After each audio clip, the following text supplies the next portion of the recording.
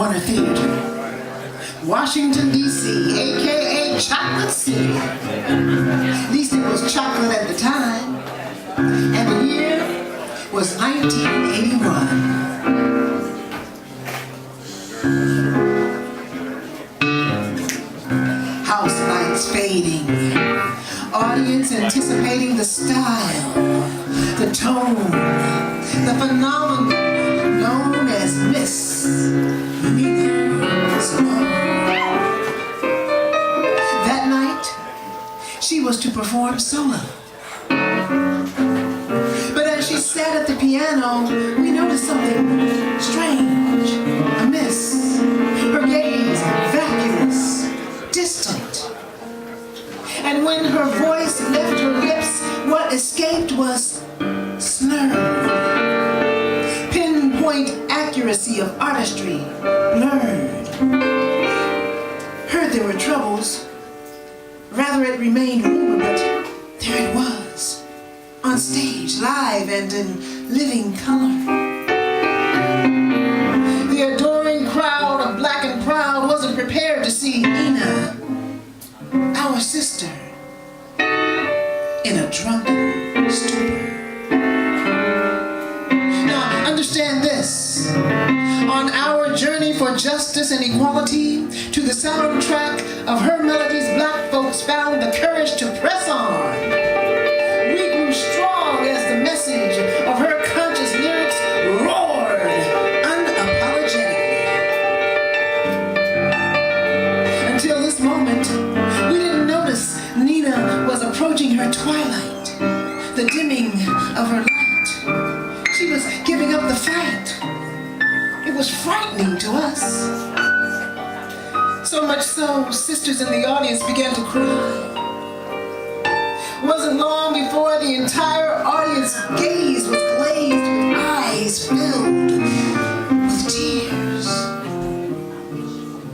I recall feeling helpless as she babbled intimacies toward a balding Caucasian man visible from the wings.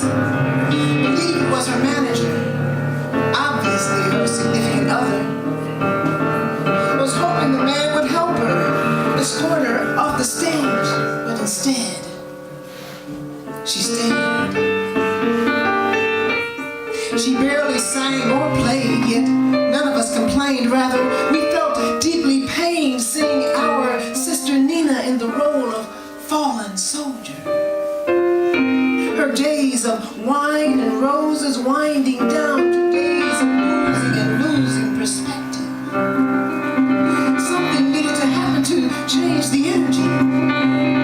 Desperate cacophonies cried out, "We love you, Nina!"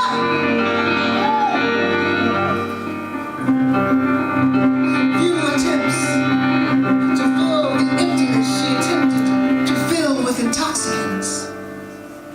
Our deafening cries fell on deaf ears.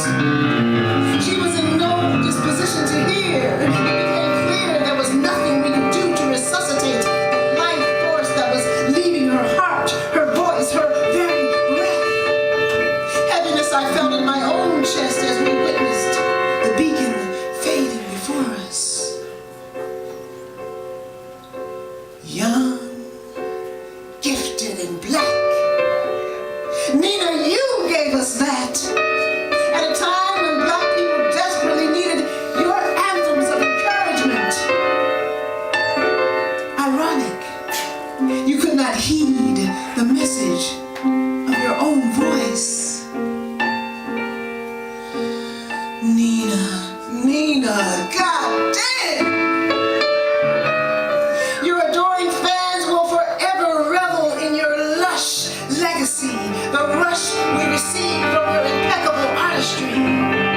We'll never forget how you facilitated us, helped us heal with lyrics of majesty and melodies inspired by the ancients.